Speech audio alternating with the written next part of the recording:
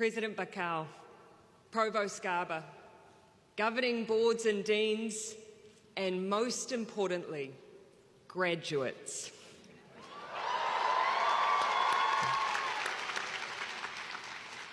In Te Reo Māori, the language of the Indigenous people of Aotearoa, New Zealand, I pay tribute to all of the esteemed guests who stand here in this great forest of knowledge. I am truly privileged to be here, and I thank you for the honour. There are some moments in life that make the world feel small and connected. This is not one of them. I'm used to walking into a room in New Zealand and knowing at least someone. It is one of the beautiful things about a small country like my own. And while this moment feels incredibly daunting to me right now, I do take comfort knowing there are around 30 New Zealanders studying here.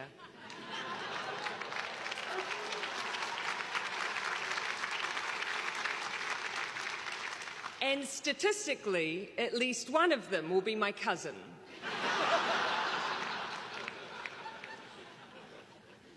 But then there are some moments that serve to remind you that despite distance, despite vastly different histories and experiences, there are many things that connect us. In June 1989, the Prime Minister of Pakistan stood on this spot and delivered the commencement address titled, "Democratic Nations Must Unite." She spoke about her journey, the importance of citizenry, representative government, human rights, and democracy. I met Benazir Bhutto in Geneva in June of 2007. We both attended a conference that drew together progressive parties from around the world. 7 months later, she was assassinated. Now, there will be opinions and differing perspectives written about all of us as political leaders. Two things that history will not contest about Benazir Bhutto. She was the first Muslim female Prime Minister elected in an Islamic country when women in power was a rare thing.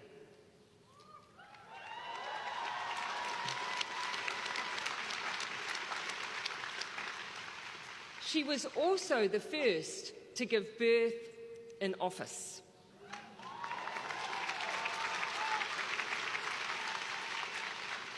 The second and only other leader to have given birth in office almost 30 years later was me.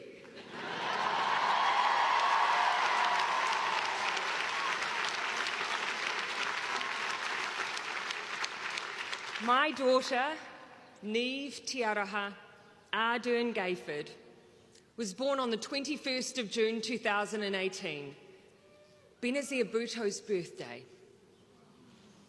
The path she carved as a woman feels as relevant today as it was decades ago. And so too is the message she shared here in this place.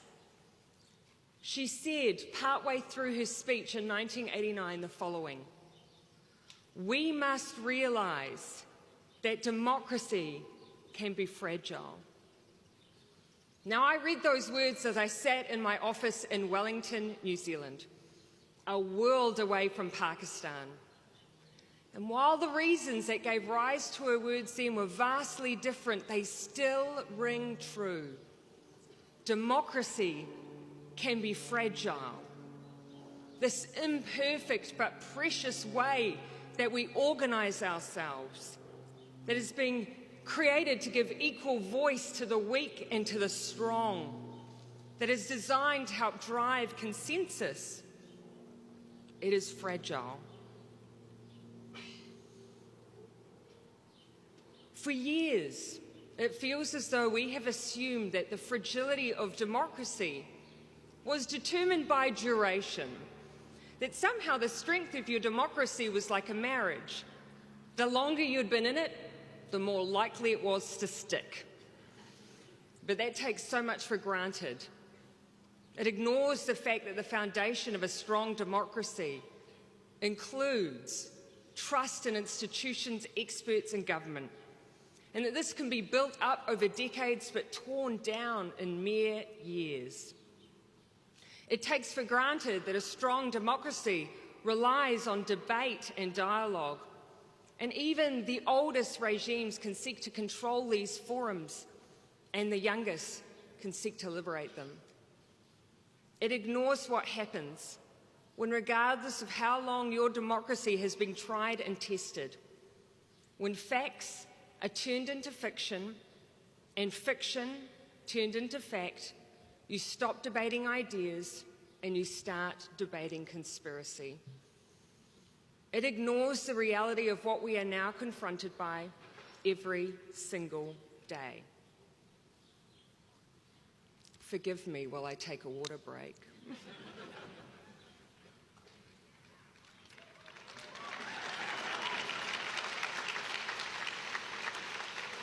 You know it's a nice crowd when a drink of water elicits applause. So. Now, where I come from, we have a parliamentary representative democracy. Without giving you a litany of fun facts on New Zealand that you're unlikely to need again, here is the very brief version. We have a mixed member proportional system, which essentially means every vote counts, and it's ensured that our parliament better reflects our communities. Almost 50% of our parliament are women.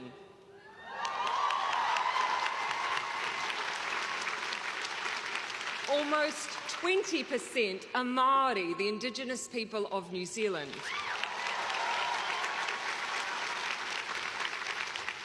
And our Deputy Prime Minister is a proud gay man and sits among several other rainbow parliamentarians.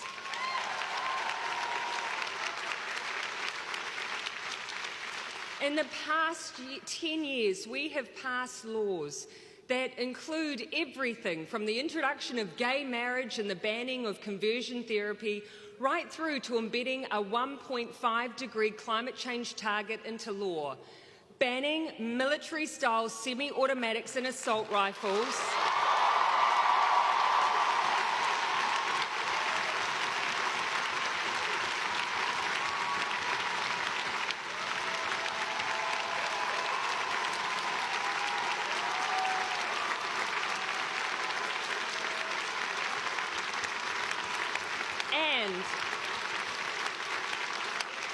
and the decriminalisation of abortion.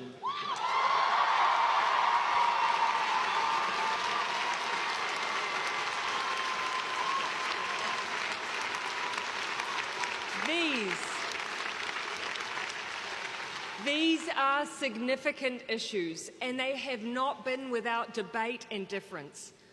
But they are all examples of times where we have navigated times of deep change without, for the most part, leaving deep rifts. But we have also seen the opposite, whether it's democratic elections that erupt into violence or the COVID crisis emerging, and exposing mistrust of experts, institutions and governments. Western democracies are seeing it and experiencing examples, and New Zealand is no different. Now, I will admit feeling some trepidation entering a discussion on how we strengthen our democracies, when this issue is so easily and wrongly distorted into being opposed to free speech.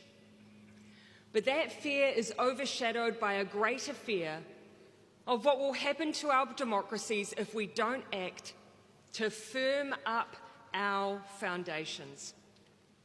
If we don't find once again our ability to argue our corners, yes, with the passion and fire that conviction brings, but without the vitriol, hate and violence.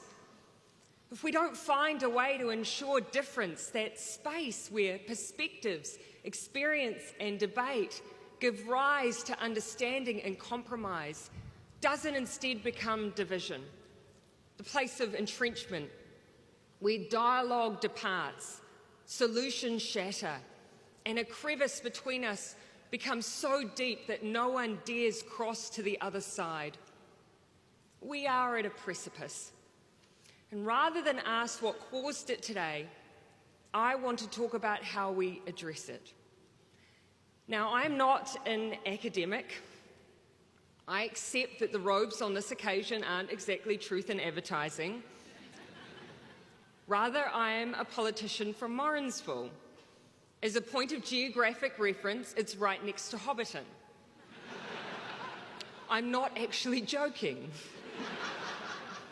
But in that small rural town of 5,000 people, where I spent most of my formative years and will forever love for what it gave me, I lived in that important space that sits between difference and division. I was raised a Mormon in a town where the dominant religions were Catholic, Anglican, and rugby. I was a woman interested in politics, left-wing politics, in a region that had never in its entire democratic history elected anyone other than a conservative candidate. Now, these differences were a part of my identity, but never a source of isolation. But I am old, and unquestionably, things have changed. In fact, mine is the generation that sat on the cusp of the internet age. I remember the first person in my school who had access to the internet. Her name was Fiona Lindsay. Her father was the local accountant. After he shut the office for the day, we would get the key and log on to his massive desktop computers with screens so wide that the desks were tiered to fit the whole thing in. It was the 1990s. The interface, and even what we used the internet for in those days, was different. For a time, it was almost as if the directory for this vast landscape didn't exist. It was a modern ham radio. You would dial in and talk to someone, anyone. It was the spontaneity of connection that in some ways mirrored real life. But as the opportunities to connect expanded, humans did what we have always done. We organized ourselves. Social media platforms were born, offering the promise of connection and reconnection. We logged on in our billions, forming tribes and sub-tribes. We published our thoughts, feelings, and ideas freely. We found a place to share information, facts, fiction dressed up as facts, memes, and more cat videos than you ever thought possible. We found a place to experience new ways of thinking and to celebrate our difference, but increasingly, we use it to do neither of those things. Now, I doubt anyone here has ever created a group titled Political Views I Disagree With but Choose to Enter into Respectful Dialogue With to Better Understand Alternative Perspectives. As humans, we are naturally predisposed to reinforce our own views, together with people like us, and avoid that dreaded sense of cognitive dissonance. We seek validation, confirmation, reinforcement. Increasingly, with the help of algorithms, what we seek, we are served, sometimes before we even know we're looking. Now, I'm not here to argue that social media is good nor bad, it's a tool. And as with anything, it's the rules of the game and the way we engage with it that matters. But social media matters a lot, and perhaps much more than we thought. On the 15th of March 2019, 51 people were killed in a terrorist attack on 2 mosques in Christchurch, New Zealand. The entire brutal act was live streamed on social media. The Royal Commission that followed found that the terrorist responsible was radicalised online. Now, in the aftermath of New Zealand's experience, we felt a sense of responsibility. We knew that we needed significant gun reform, and so that is what we did.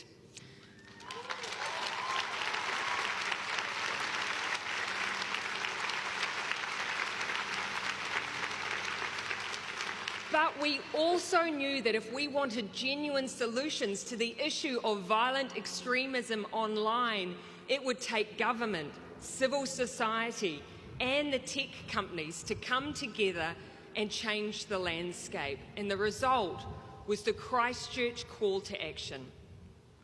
And while much has changed as a result, important things haven't. The time has come for social media companies and other online providers to recognise their power and to act on it. That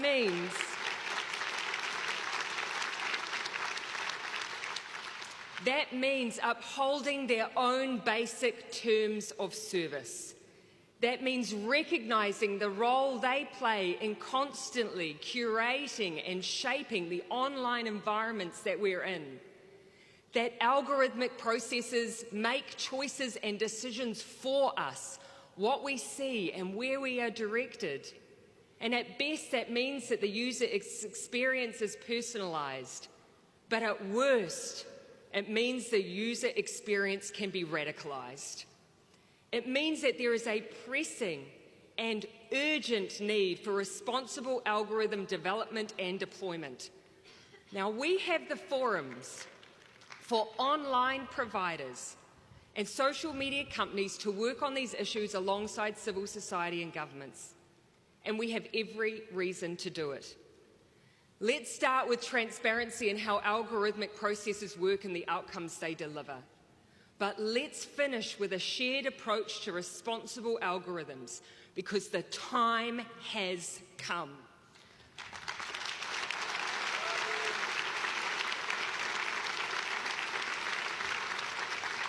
But the tech companies, they are only part of the answer. What we do as individuals in these spaces matters too.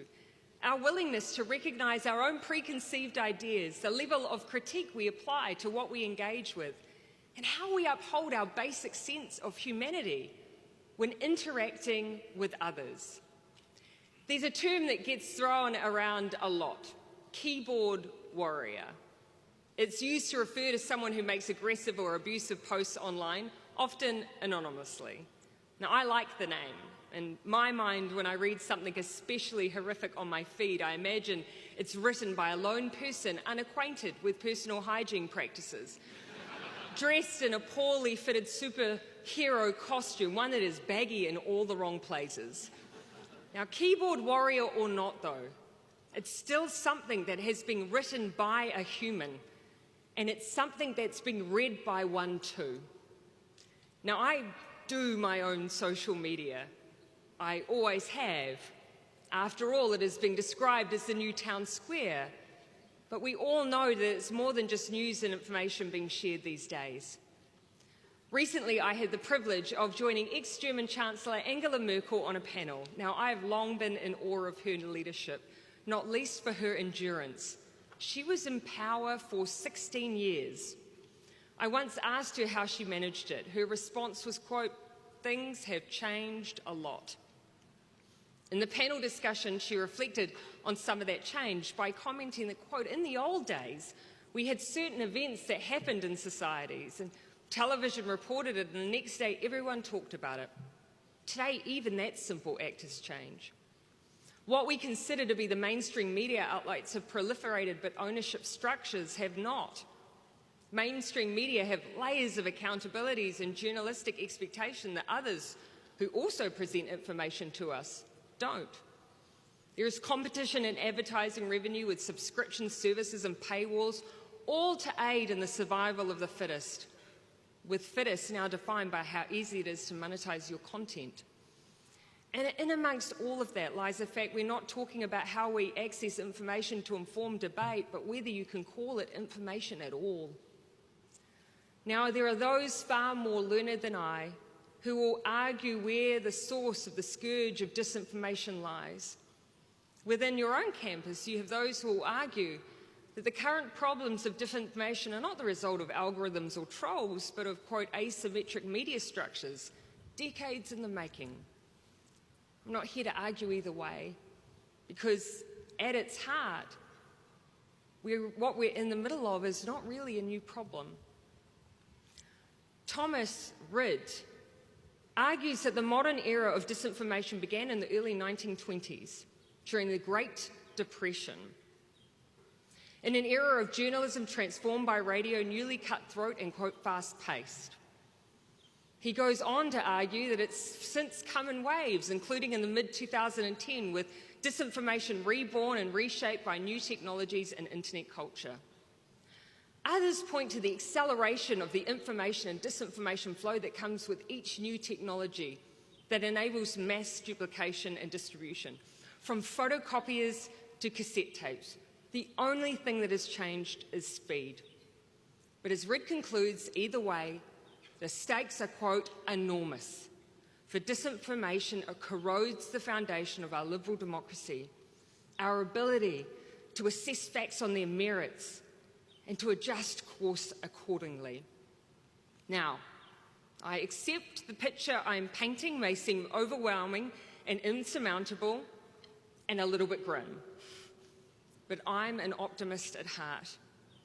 And while we cannot change everything about the environment we are in, we can change ourselves to build greater strength and resilience in spite of the headwinds around us. And I see examples of that every day. Leah Bell and Waimarama Anderson were two young students from a public school in New Zealand called Otorohanga College. Now, they couldn't understand why every young New Zealander didn't learn at school about New Zealand history, including the New Zealand Wars, conflict between British and colonial troops and Māori in the 19th century. Now, these two students pushed for change, presenting a petition to Parliament, and they succeeded. Next year, for the first time, our young people are universally learning about their past, their culture, and their history.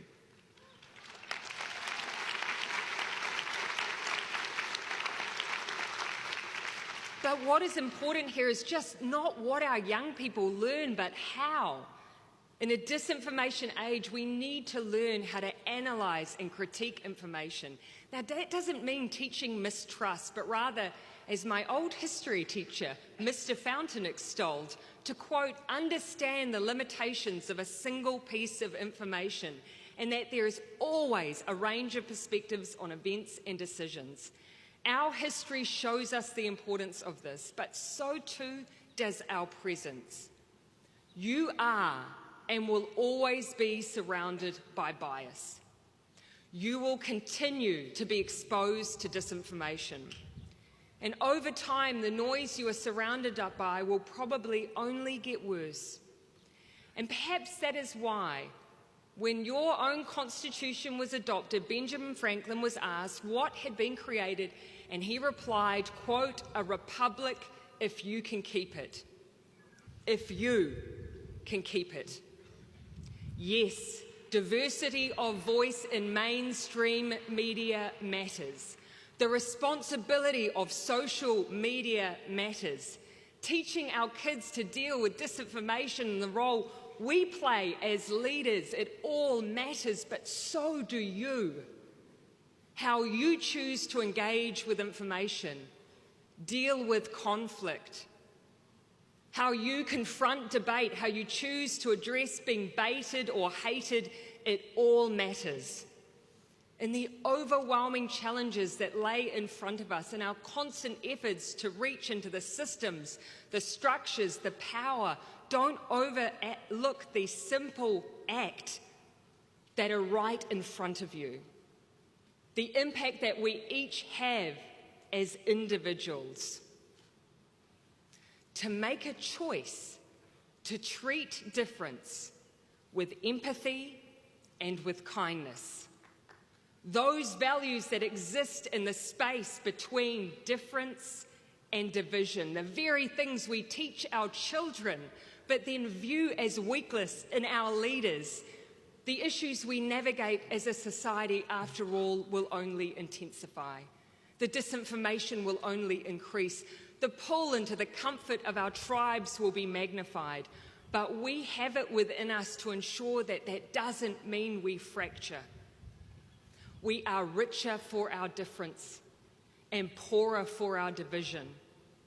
Through genuine debate and dialogue, through rebuilding trust and information and one another, through empathy, let us reclaim the space in between. After all, there are some things in this life that make the world feel small and connected. Let kindness be one of them.